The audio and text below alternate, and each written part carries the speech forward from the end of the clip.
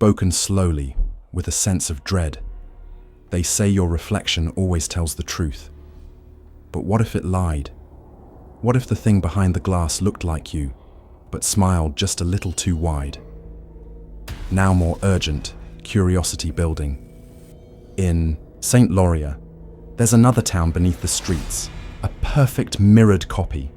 Same homes, same people, but they're not us, and they're starting to come up.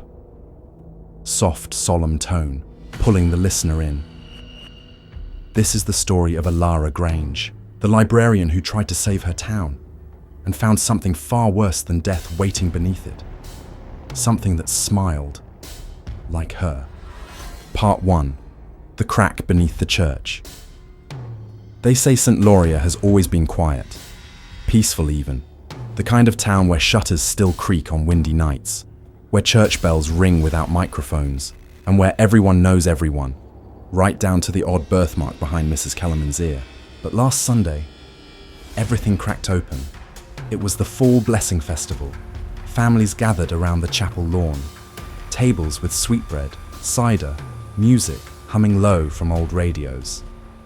I remember standing beside the quilt raffle table, watching the children play tag in the gold-touched leaves.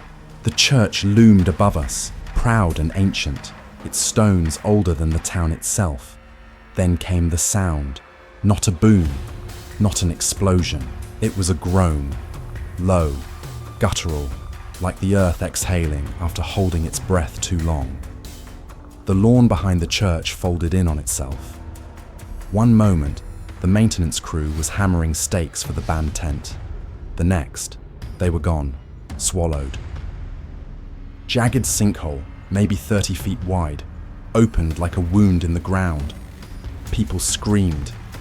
Dust rose in choking clouds. I remember the silence after, the kind that prickles the skin. No cries from below, no voices calling for help. Just silence. They brought in floodlights, emergency crews, rope ladders. But no one went down far. The story on the news. Unstable cavern system beneath the old chapel. Mayor Hallstrom stood stiff and sweaty at the press conference, voice too bright. "Nothing to worry about," he said, smiling in that tight way politicians do. "Saint Loria sits on old limestone. Caverns shift, that's all." But he never said what the first responders saw down there. I only know because I asked. I asked Eddie, the fire chief's son, who's never been good at lying. He said, "It wasn't a cavern, Elara. It was a town, an entire town, upside down, like someone copied ours and buried it." I didn't believe him, not then, but later that night, back. At the library, I found something old. It was buried in the local history section, behind a warped copy of Loria's founding myths, a thin leather journal with no title, pages so fragile I had to turn them with tweezers. The handwriting, spidery, tight. The date, 1794. The writer only referred to himself as JB.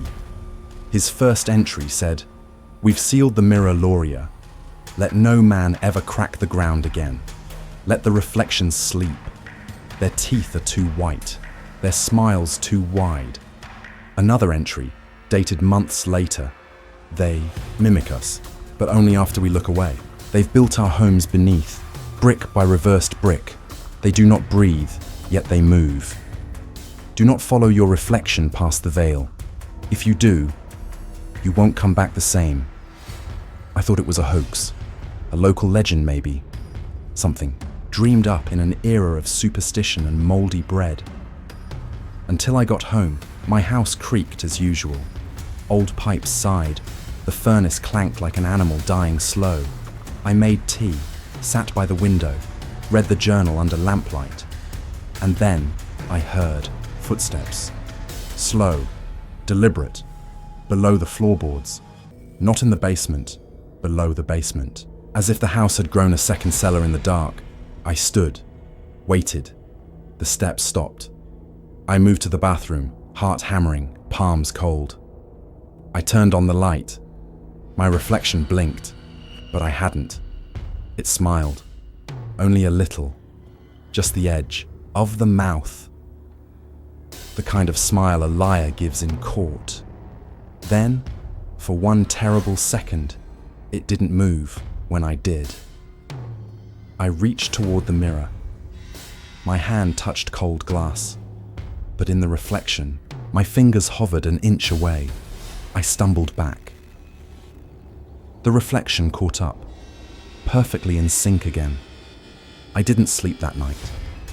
I sat with the lights on, journal in hand, staring at every reflective surface in the house. I covered the mirrors in towels. I unplugged the television, but still, I swear, something moved in the black of the screen when I walked past. Something wearing my face. Saint Loria hasn't spoken of the sinkhole since. Mayor Hallstrom put up orange barricades and moved on, but the cracks haven't stopped. Last night, Mrs. Kellerman's porch split in two. This morning, a little boy pointed to a puddle in the road and said, "Why's that man in the water got no blinking?" And me? I think my reflection's watching me right now. I think it's waiting for me to look away. Part 2. Smiles in the window. It started with the windows. Mrs. Marlowe, who lived alone on Hickory Street, called the library 2 days after the sinkhole.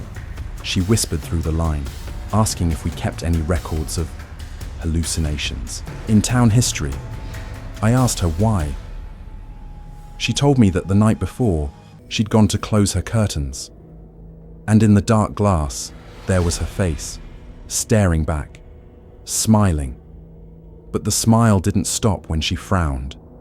It held, wide, still, watching her as she reached for the curtain cord. "I think I scared myself," she said, half laughing, half trembling. "It's silly, it's just my reflection, right?" She didn't come to book club that week, and when I walked by her house the next morning, her living room window was wide open, the curtains flapping like something had left or come in. That was the first report. Then the child, Thomas Wren from Birch Lane, told his teacher that his mother wasn't his mother anymore. "She smiles too much now," he said, "and she doesn't blink when she talks." When questioned, Mrs. Wren just smiled. Too wide. That was the word everyone kept using. Too wide. It didn't matter who you asked. The butcher's apprentice, the postmaster, even old Reverend Halloway. Everyone whispered the same thing. People are acting wrong. Something was mimicking life in Saint Loria, but it was off, like a puppet dressed in skin, like a laugh you weren't sure was meant to be friendly. That's when I met Peter Lang. The city sent him in to survey the structural risk near the church. An engineer, fresh-faced and stiff, all logic and measurements. He called the sinkhole an anomaly in subterranean stratification. I called it what it was, a door. He didn't believe me at first, thought I was just another small-town crackpot obsessed with local myths. Until I showed him the journal, the one with entries from 1794, the one describing the reflected Loria. He didn't say much after reading it, just stared at the page with the ink sketch of the underground town.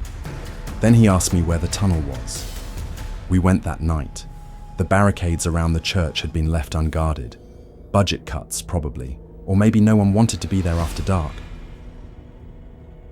The hole yawned open before us, a black throat in the earth. We climbed down slowly, flashlights casting long shadows on damp stone. The tunnel was colder than I expected. Not just earth cold, sterile, like the place had never breathed air. The walls weren't jagged like a natural cavern. They were smooth, plastered, built. We descended maybe 200 feet before the tunnel opened. And there it was.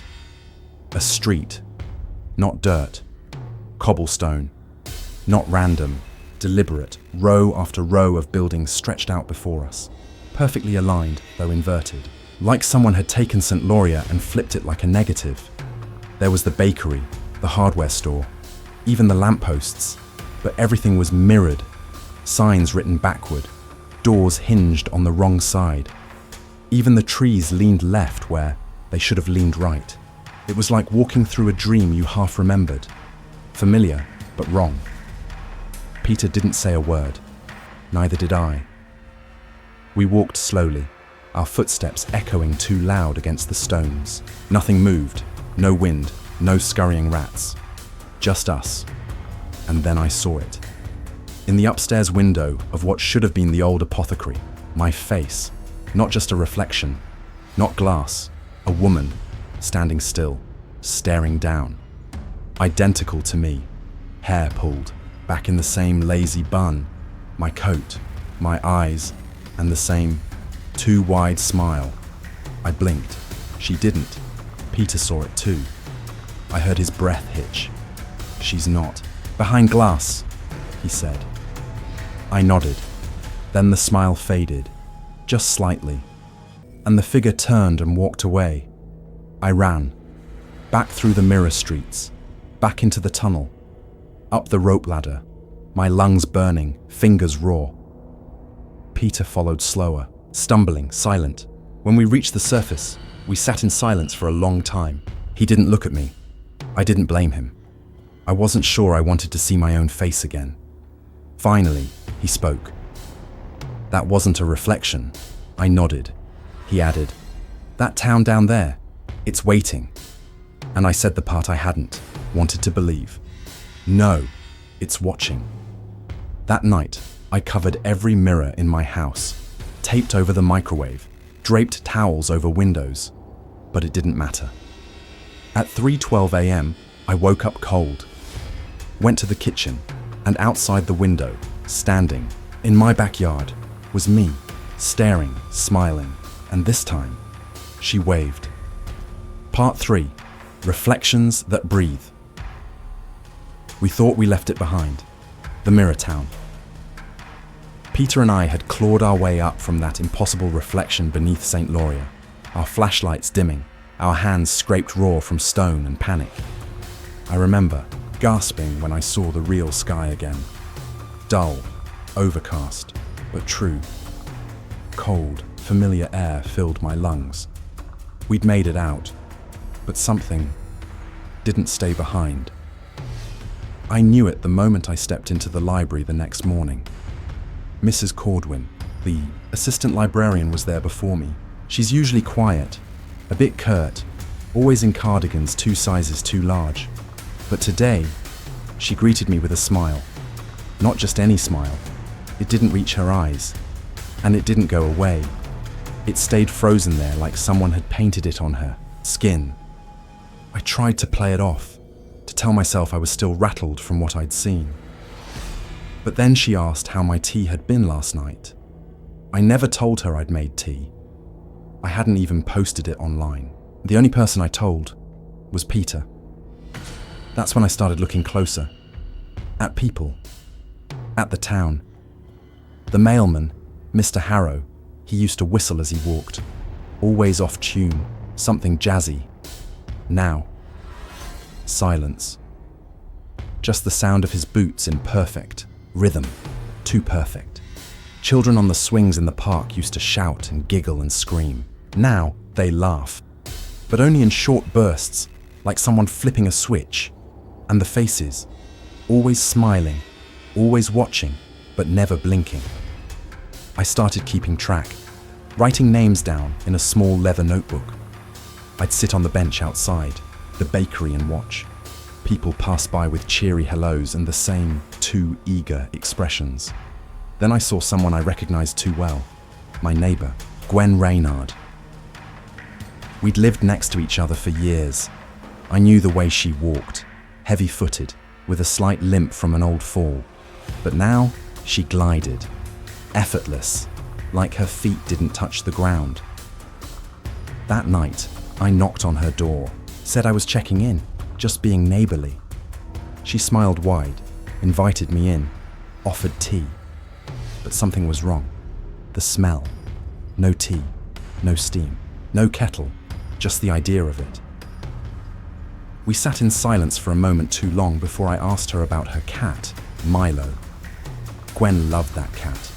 She carried photos of him like he was a grandchild. But when I mentioned him, she tilted her head and said, Milo. Oh, yes, of course. She didn't blink. She didn't remember. But here's the worst part. She knew she was supposed to. The way her eyes scanned my face, searching, adjusting, like a puppet following a script it didn't understand. She parroted back lines Gwen had said before, word for word, but there was no feeling, no fear. That's when it hit me. They can mimic behavior, even speech, but not emotion, especially not fear. They don't understand it. I excused myself quickly, heart pounding. Outside, I ran into Peter. He looked as shaken as I felt. Said someone had been in his apartment, rearranged his shoes, refilled a cereal box he knew he'd emptied. Just subtle things, barely noticeable. I asked him if he thought Gwen was still Gwen. He said, I don't think any of them are. That night, we went through town records, floor plans, census logs. We compared the architecture of Saint Loria above with the sketches I'd made of the mirrored town below. Every building matched, every street, even the graveyard. The mirrored town was a blueprint, a copy, but not static, not just a reflection. It was alive, and now it was bleeding through. Peter found something in the journal we'd missed before, a page nearly torn out, ink faded. When the mirror breathes, reality forgets. One enters, one leaves, but only the reflection smiles. I didn't sleep that night. The walls in my house felt closer. My phone screen flickered when I looked into it. My bathroom mirror fogged up, even though I hadn't used hot water. And outside, through the window, I saw Gwen. She was standing perfectly still, staring at my door, smiling, not knocking, not calling, just waiting. The next morning, I checked the mirror. Not to see myself, but to see if I was still me. I stared hard, willed my reflection to move with me, to blink when I blinked. It did, but only just, a second too late, and the smile that curled on its lips. I hadn't meant to smile, and that's when I knew it wasn't just Gwen, it wasn't just the others. It was starting with me. Part 4, the ones who remember. I didn't find them. They found me. After Gwen stood outside my house for 3 nights in a row, never moving, never knocking, just smiling, I stopped sleeping altogether. I took to reading the journal again, trying to trace some thread, some logic that could explain how a reflection could step out of glass and wear a lifelike clothing. And then, tucked between 2 pages of brittle history, I found it, pressed so flat I'd missed it the first dozen times. A parchment strip with a hand-drawn symbol I didn't recognize. A lantern with its flame drawn upside down. Underneath, in faded ink, the ones who remember do not forget. It meant nothing then, but the next day, at the edge of the woods behind the chapel, an envelope was wedged into my mailbox. No stamp, just my name in deep black ink. Inside, a folded note. We have watched, we have waited, we carry the light, midnight, the iron orchard. I should have thrown it away. I didn't. That night, I walked through the trees with a flashlight and a box cutter in my coat pocket.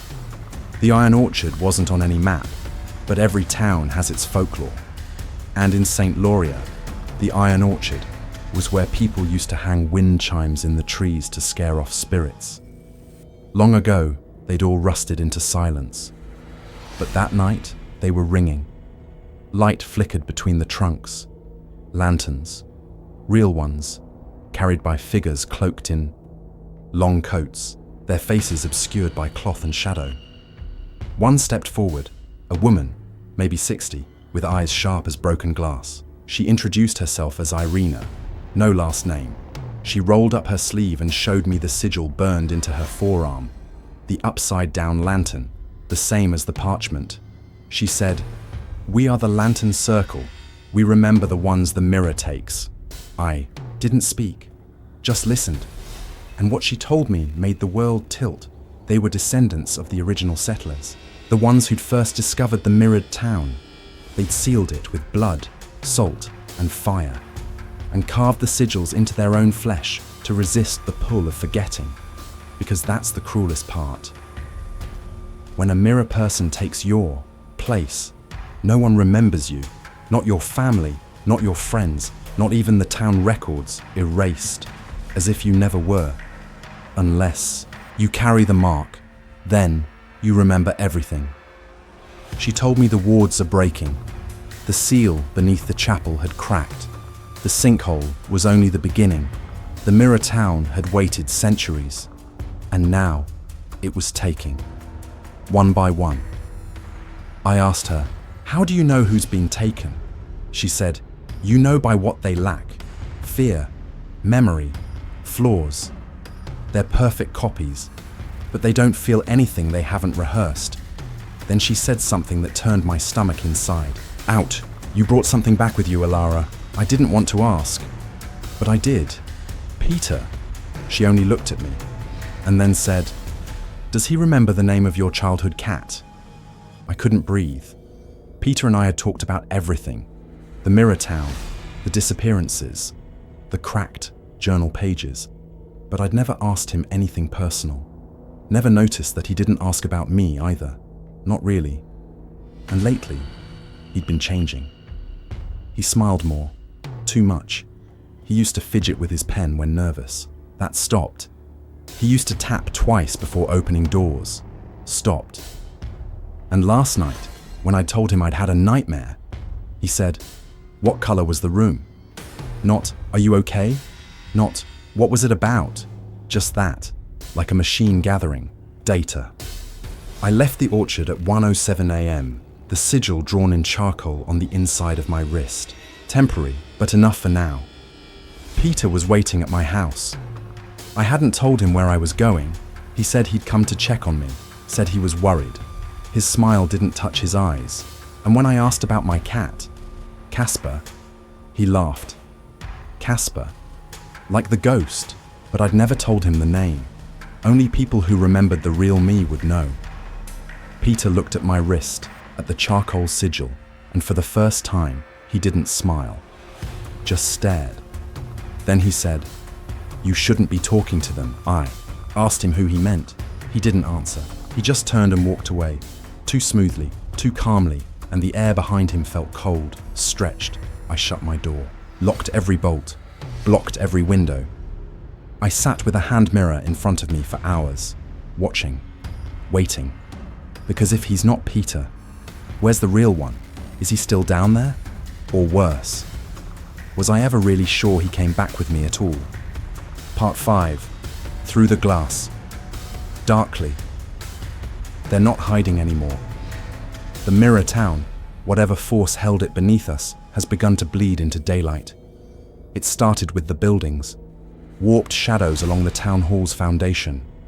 Windows, rippling like water. People thought it was the heat at first, a mirage. But then the church bell, long rusted and silent, rang backwards. 3 low chimes, rising in pitch, as if time itself was reversing. By the 3rd day, the ground split open near the mayor's office. Not a sinkhole this time, a clean symmetrical wound, like glass cracked with surgical precision. And inside, not soil, not rock, but reflections, moving ones, a mirrored version of the mayor's office. And through its warped doorframe, another mayor stood, watching, smiling. Saint Loria is shattering, and the mirror town isn't staying beneath our feet, it's replacing us. The lantern circle has dwindled. There were 20 of us last week. Now, we're 7. The rest have gone silent, or they've started smiling too much. We tried to reinforce the seals, returned to the iron orchard, lit the flame sigils, carved the binding runes into stone. But it wasn't enough. Cracks keep forming. We watched a woman, Mary Tull, from her porch, drink coffee as her mirror self walked right up to her front steps. They locked eyes. Neither screamed, but only one of them went back inside. The other smiled at us, waved, and disappeared into the woods. Peter hasn't come back since the night he warned me about the circle. I don't know if he ever left the mirror town, or if something took his place. Maybe both are true. Maybe he's still in there, watching from behind some warped window. Or maybe he never existed at all. Time's unraveling in Saint Loria. The clocks tick backwards in some houses. In others, they've stopped altogether. Yesterday, I passed a child on the sidewalk, barefoot, grinning, eyes unblinking. He turned to me and said, "You're wearing her face," then ran off, laughing. We gathered last night, the final 7 of the circle, to perform the sealing ritual once more. Desperate, exhausted. We met in the hollow beneath the chapel, where it all started. We brought the original wards, the founders' sigils, the flames of 7 lanterns lit from a single wick. We began the chant. The ground trembled. The mirror in the chapel's basement cracked clean through. A wind poured out, cold, sterile, like breathing in a hospital corridor that no longer serves the living. We pressed our hands to the sigil stones. Blood dripped onto the runes. The air hissed, then screamed. And that's when he stepped forward. Daniel, one of us. Or so we thought. He was the one who taught me the sealing words, who handed me the journal, who whispered what the founders had done to close the mirror town centuries ago. But his smile lingered too long, and when he raised his lantern, its flame burned upward, but there was no heat, only shadow. He was one of them. He laughed, said we'd done most of the work already, then blew out the flame. The wind stopped, the mirror cracked again, and from within it, something stepped through. I don't remember what it looked like. My memory collapses every time I try. I only remember teeth, and hands that bent the wrong way, and a voice that sounded like my own mother saying, "I missed you." We ran. 3 of us didn't make it. I didn't see what happened. I only heard the scraping and the giggling. Outside, Saint Loria was gone. Or rather, it was mirrored. Store signs written backwards, street names reversed, even the stars, flipped like someone turned the sky inside out. People walked the streets, all smiling, not rushing, just waiting for someone to notice, for someone to blink. I made it home, or what looked like home. The photo on my wall, my mother, my brother, and me had changed. My face was still there, but my eyes weren't green anymore. They were brown. My real eyes are green, a small detail, but enough. I stared at myself in the mirror for a long time, then asked aloud, "Who am I?" And the mirror version of me didn't respond. It just smiled, not like a person, like a mask, and then it moved its lips. Just a whisper, but I read them. "You were always one of us." I staggered back, heart racing, fingers trembling. And in that moment, I didn't know if I'd escaped the mirror town that night with Peter, or if I had never come back at all. Maybe I am the replacement. Maybe the real Elara's still down there, screaming in silence behind a wall of glass. Or maybe this has always been the reflection, and Saint Loria is the town that never truly existed. Part 6, the town that forgot itself. It's gone now, the real town, I mean. Saint Loria, the true Saint Loria, is a ghost wearing skin. You can walk its streets, and the paint on the porches hasn't chipped. The grass never browns. The mail arrives on time. The shops open at 9, close at 5. The children play. The wind chimes sing. But nothing feels, nothing moves, unless someone's watching. There are only a few of us left. Real ones. I know because we don't smile anymore. We don't wave in unison. We remember fear. We know what it's like to scream, and we're hunted for it. They can smell fear like smoke. Every hour, we lose another. They're dragged into cracks that weren't there the moment before. Or they vanish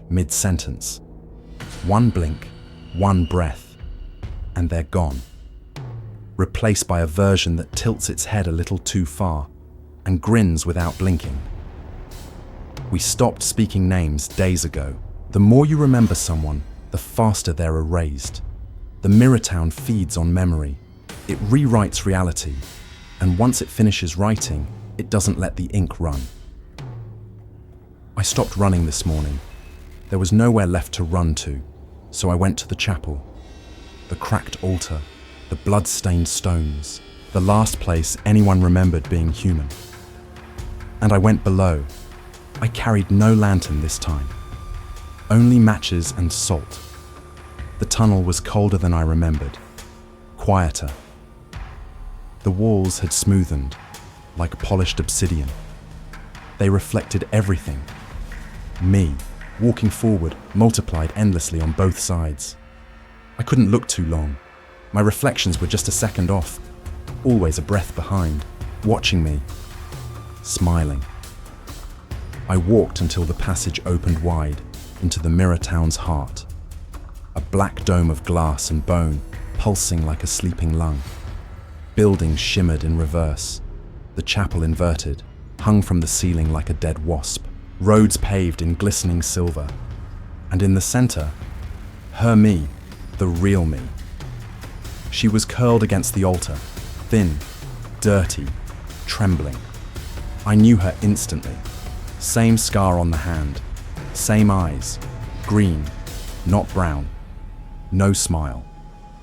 She looked up when she heard me, and for a moment I couldn't breathe, because I had her face, but she had something I'd forgotten, a voice that cracked when she spoke. She said, "You're not me," I whispered back. "I think I used to be." She reached for me, but I stepped back. My hands, her hands, shook. The chamber around us began to ripple, like the whole mirror world sensed what was happening. Something woke. The dome pulsed harder. The glass hummed. I looked down at her, bones showing through her skin, eyes dull from too long in the dark, and I knew what I had to do. She begged, "Please, don't leave me here. I've been screaming for so long." But I'd stopped screaming, stopped remembering what terror felt like, and I realized I wasn't Elara anymore. Not fully. Maybe I never came back. Maybe I was always meant to replace her. Maybe that's what the mirror town does. It doesn't just copy, it chooses. I walked to the altar, set down the salt, lit the last match. Flame flickered, the dome groaned, glass cracked overhead. Then I pressed my hand to the stone floor, where the seal had first broken, and whispered the words I'd memorized years ago. Let the flame forget. Let the shadow burn. The real Elara screamed, not in fear, in hope. The dome began to collapse. Everything cracked inward.